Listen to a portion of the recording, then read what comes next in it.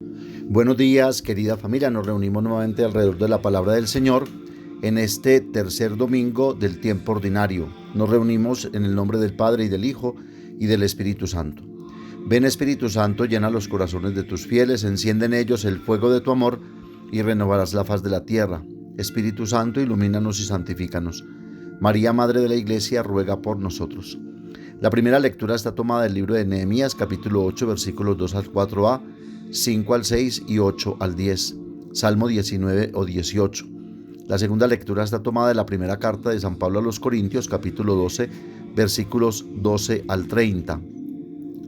Lectura del Santo Evangelio según San Lucas, capítulo 1, versículos 1 al 4, capítulo 4, versículos 14 al 21. Comienzo del Santo Evangelio según San Lucas. Puesto que muchos ya emprendieron la tarea de componer un relato de todos los acontecimientos que por voluntad divina se han cumplido entre nosotros, siguiendo la tradición que nos dejaron los que desde el principio fueron testigos oculares y luego se dedicaron al servicio de la palabra, también a mí me pareció oportuno, después de investigarlo todo cuidadosamente, desde sus orígenes, ofrecerte, ilustre Teófilo, esta narración ordenada para que compruebes la solidez de las enseñanzas que recibiste. Dando comienzo a su ministerio público, regresó Jesús del desierto a Galilea, revestido del poder del Espíritu. Su fama se extendió por toda la región, y elogiado por todos empezó a enseñar en las sinagogas de los judíos. Entonces fue a Nazaret, donde se había criado. El sábado entró como de costumbre en la sinagoga y se levantó para hacer la lectura. Le presentaron el libro del profeta Isaías, y abriéndolo encontró el pasaje donde dice: El Espíritu del Señor está sobre mí porque el Señor me ungió. Él me envió a llevar una buena noticia a los pobres, a anunciar la liberación a los cautivos y dar vista a los ciegos, a dar la libertad a los oprimidos y a proclamar el año de gracia del Señor. Jesús cerró el libro, lo devolvió al ayudante y se sentó. Todos en la sinagoga tenían los ojos fijos en él.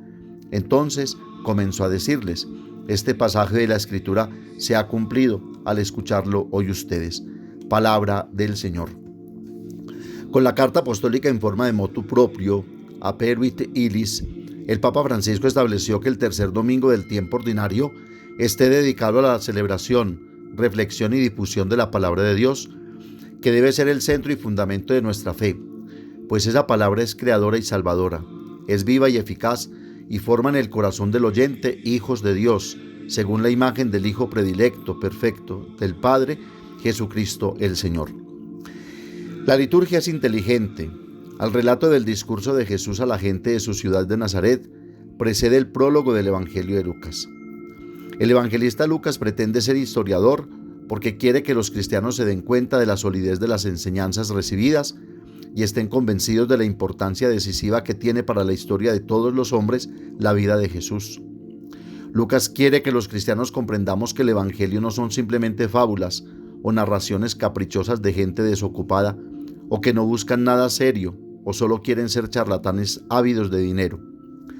Inicio de la narración del ministerio público de Jesús, un discurso programático que especifica inmediatamente el propósito que Jesús tiene. Es el manifiesto de Jesús. Aquí está. Él obra en el poder de Dios, con el poder de Dios. De hecho, el Espíritu está sobre él. La suya no será una obra humana, mucho menos política, sino la revelación del plan de Dios, que es acoger misericordiosamente a todos los hombres para liberarlos, para darles soltura de toda amarra. De hecho, el término liberar aquí significa soltar de todo aquello que impida correr expeditamente. Jesús se apropia del cumplimiento de la profecía de Isaías. En Nazaret, ese sábado Jesús anunció el nuevo tiempo, el hoy tan importante en Lucas, que ya no tendría como protagonista al hombre, sino a Dios hecho hombre, Dios en medio de los hombres para salvarlos y liberarlos. La gente de la sinagoga escuchó entonces una cosa claramente: el comienzo de un año de gracia del Señor, el jubileo permanente de Dios que condona toda deuda y perdona toda falta o pecado. En esencia, el Evangelio dice: no son las leyes humanas las que salvarán a la humanidad, será el Espíritu del Señor. En esta afirmación hay, si se quiere, mucho pesimismo, porque tal vez no se ve aún esa acción y liberación, porque sigue obrando el mal en los corazones, egoísmos, prepotencias, infamias, inhumanidad, desgraciadamente demasiado documentado por la historia, no solo la pasada, sino por esta historia reciente.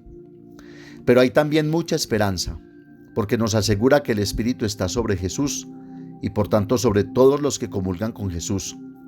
Pues en el mundo muchos hombres y mujeres lo están apostando todo para la liberación de esta humanidad y de toda forma de esclavitud y sufrimiento. Y esto se constata hoy. Hoy se ha cumplido esta escritura que escucháis. El hoy histórico de Jesús se convierte por la fuerza del Espíritu en el hoy litúrgico de la Iglesia, en el nuestro de cada misa. El sermón de Nazaret se convierte hoy en nuestra historia, si escuchamos, o como dice Alessandro Pronsato en el título de su comentario, un remedio contra la sordera, hacer abrir los ojos. El evangelista Lucas dice que escribió el Evangelio para ayudar a Teófilo, del griego amigo de Dios, es decir, a todos nosotros, para que podamos apreciar la solidez de la enseñanza que hemos recibido. Aquí esto nos dice que necesitamos certezas, algo que nos sostenga, que nos levante cuando caemos. Necesitamos una lámpara para ver por dónde caminamos, y esta lámpara es la luz de la palabra de Dios, como está escrito. Tu palabra es una lámpara para mis pasos, luz en mi camino. Salmo 119, 105. La palabra de Dios, que es vida para nuestra vida, es proclamada en la primera lectura, donde Esdras abre el libro en presencia de todo el pueblo, y el pueblo escucha. Es el libro de la voluntad de Dios, y el pueblo comprende la suya. Pero vemos que como efecto de esa palabra que se proclama, hay también dolor y contrición. Aunque Esdras y Nehemías dicen que este día es un día de alegría, de fiesta. No lloréis ni os lamentéis. La palabra escuchada y aceptada ha dado luz a la historia de este pueblo que sufrió. Regresó a su tierra natal después de 70 años de exilio. Y esto también nos pasa a nosotros.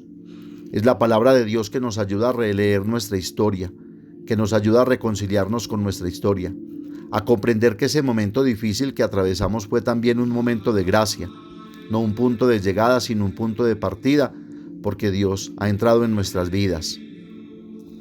La primera lectura nos introduce en el Evangelio, donde vemos a Jesús entrando como de costumbre en la sinagoga. Allí abre el rollo, indicando que sin él la palabra no puede ser proclamada, enseñada, comprendida y vivida, y da la explicación significativa. Anuncia al Mesías, el ungido, el consagrado, enviado por Dios, que llega para traer el feliz anuncio, la nueva luz, la libertad, el tiempo de gracia.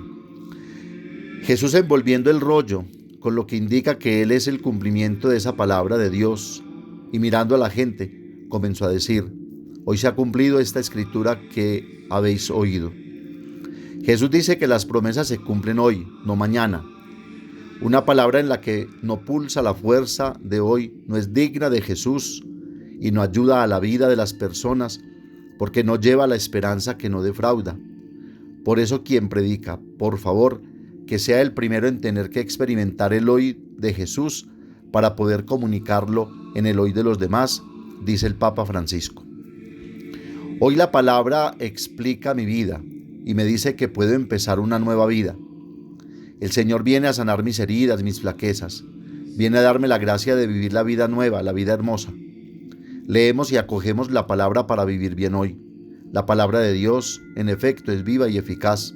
Nos transforma, entra en nuestras cosas, ilumina nuestra vida cotidiana, consuela y ordena.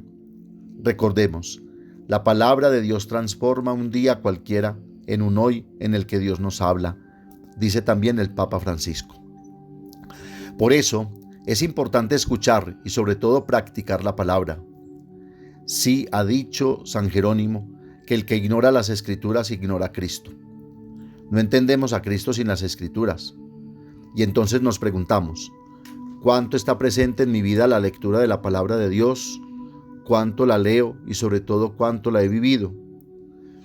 San Lucas escribe pensando en los amigos de Dios, en los creyentes, en aquellos que quieren profundizar su fe, para que puedan darse cuenta de la solidez de las enseñanzas recibidas, de aquellas palabras que les fueron anunciadas. Lucas no había conocido personalmente a Jesús, Era amigo de Pablo, su compañero y colaborador, y para escribir el Evangelio lo investigó cuidadosamente, basándose en la experiencia de quienes le precedieron. Esto nos hace comprender que nuestra fe no se basa en teorías furiosas, sino en hechos concretos, en el acontecimiento del Verbo de Dios hecho carne en Jesús y viniendo entre nosotros, acontecimiento que ha dividido la historia en dos, en un antes y un después de Cristo. La misión de Jesús comenzó con su predicación en la sinagoga. Jesús lee un texto de Isaías 61:1-2, que habla de un personaje misterioso que, investido por el Espíritu del Señor, traerá la salvación a su pueblo, especialmente a los más pequeños.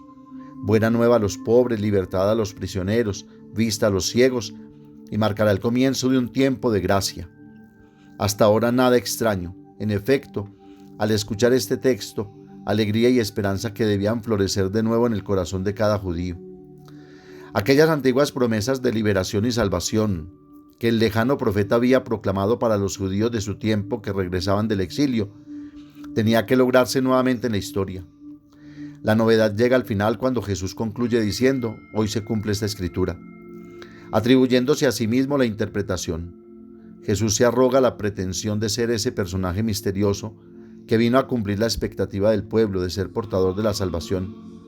En él, es decir, se cumplen las expectativas más profundas de nuestro corazón.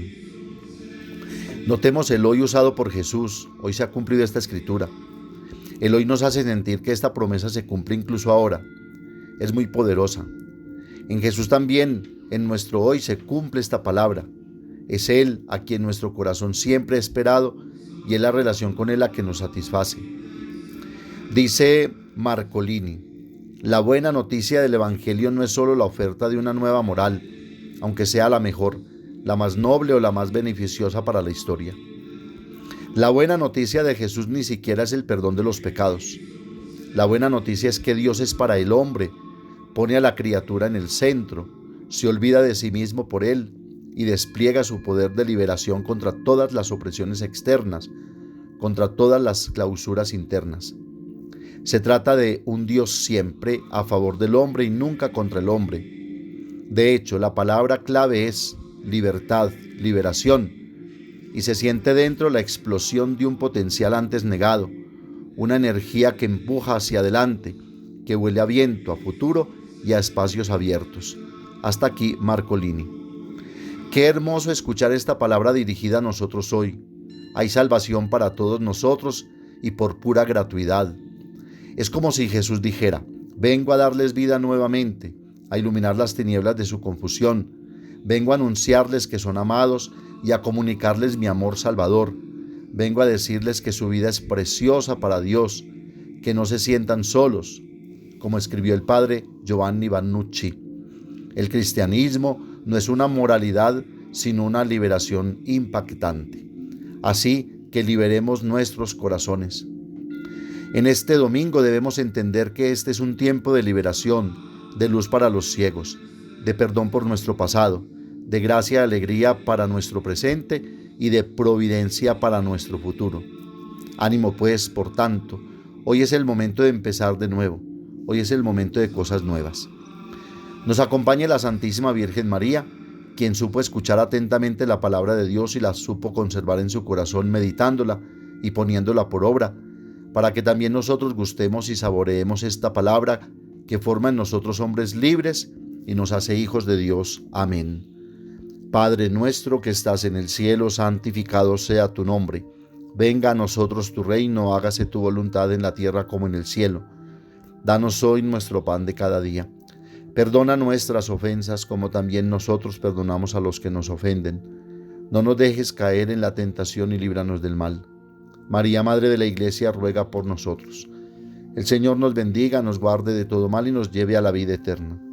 El Señor esté con ustedes, y la bendición de Dios Todopoderoso, Padre, Hijo y Espíritu Santo, descienda sobre ustedes y los acompañe siempre. Que tengan un feliz domingo, un buen descanso y una feliz semana en el Señor, y recuerden que los padres de la parroquia los queremos mucho.